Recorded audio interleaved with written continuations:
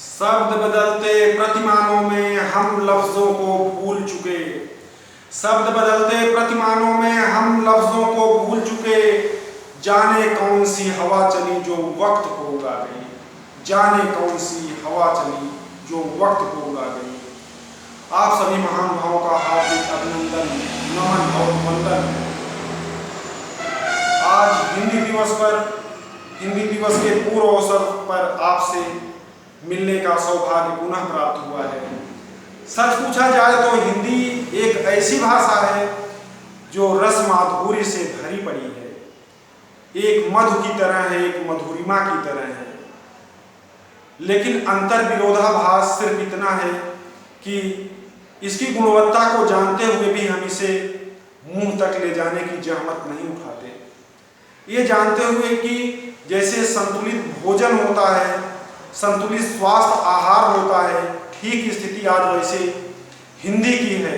जानते सभी हैं, मानते सभी हैं, लेकिन अपनाने से हर कोई बचता है, कतराता है। जैसे जंक फूड और फास्ट फूड का प्रचलन है, पिज्जा बर्गर प्रभाव में है। लोग आज स्वास्थ्य से ज़्यादा स्वाद को अहमियत देने लगे हैं। इसी का दुष्परिणाम है, इसी का नतीजा है कि आज हिंदी अनदेखी की जा रही है। अनदेखे करने वाले कौन हैं? हम ही हैं, आप हैं। जो व्यवहारिक स्थिति से, जो व्यवहारिकता थी, उससे हम व्यावसायिकता की ओर जब बढ़ने लगे तो सबसे ज़्यादा अनदेखी हिंदी ही की जाने लगी। ये आर्थिक उदारीकरण, बाजारवाद, उपभोक्तावाद संस्कृति ने सबसे ज़्यादा चोट पहुँचाई तो हिंदी को ही। लेकिन हिंदी तो वह एक अथाह महासागर है जो न जाने कितने प्रभावों के साथ में सतत गतिमान है। अंतःसलिला प्रवसनी की धारा की तरह प्रदूषण युक्त कही जाती है, लेकिन तब भी वह अभिनंदित है, लोगों द्वारा संपूज्य है।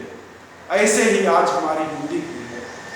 न जाने कितना रत्नाभरण अपने अंतः स्थल में समेटे हुए, एक से बढ़कर एक प्रतिमान, एक से बढ़कर एक कीर्तिमान हिंदी की धरोहर है, अमानत है, वसीयत है, विरासत है, जो भी आप कह लीजिए।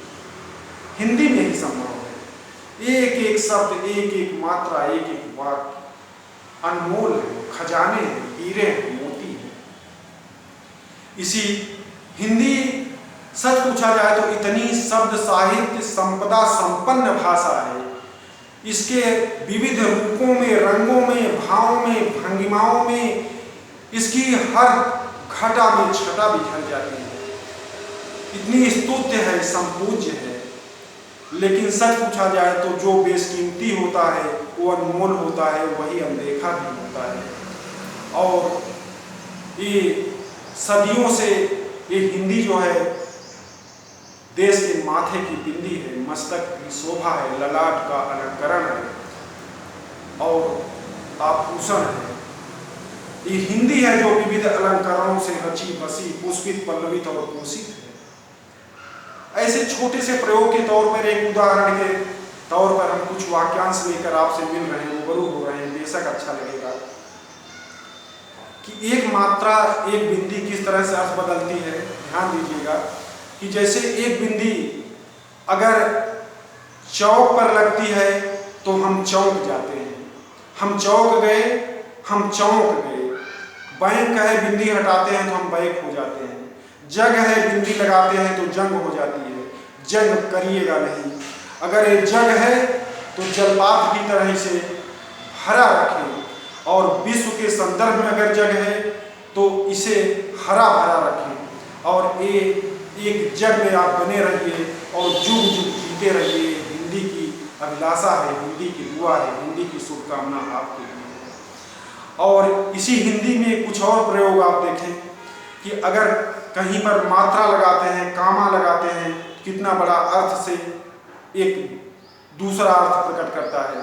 कि जैसे भागो मत जाने दो, भागो मत जाने दो, घर से लड़के आए हैं, घर से लड़के आए हैं, वह बहुत मजाकिया है, वह बहुत मजाकिया है।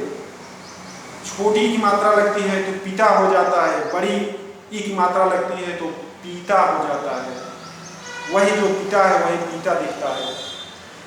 इसी तरह आप देखें तो जो है, जितना है, उसे जीतना है, जीतना है, जीतना है। कितना बड़ा अंतर विरोधाभास है। गंगा यमुना दो नदियां हैं, दोनों को संग संग बहना है, क्योंकि दोनों ही बहना है। कितना बड़ा अंतर विरोधाभास एक हिंदी की बिंदी ने लगाई, जिसे आप अक्सर अनदेखा करते हैं। इसी तरह और भी कई सारे उदाहरण हैं। इससे इन कथानकों से, इन उदाहरणों से, इन वस्तु स्थितियों से तो हिंदी भरी पड़ी है, तुलनाओं से, उपमाओं से, अलंकरणों से। पत्नी कहती है पति से कि सोने की चैन कब दोगे? पति कहता है कि चैन से सोने कब दोगे? वो शब्दों का उतार चढ़ाव देखिए कितना बड़ा अर्थ बदलता है। और ये हिंदी है, कितना भी आप आगे बढ़े, कितना भी ऊपर जाएं, लेकिन पतंग की उस डोर की ओर बने रहें जो अनंत ऊंचाई पर जाकर उड़ने को उद्धत तो होती है, लेकिन हाथ में पकड़े हुए धागे को तोड़कर उड़ने का मन करता है। ऊंचाई आपको मुबारक हो, लेकिन एक जमीनी हकीकत से जुड़ाव जरूर बनाए रखिए। हिंदी आपकी है, आप हिंदी के हैं। आप कभी इसके बन के या इसको अपना बना कर देखिए, ये जीवन आपका स्तुत और वंदनीय हो जाएगा।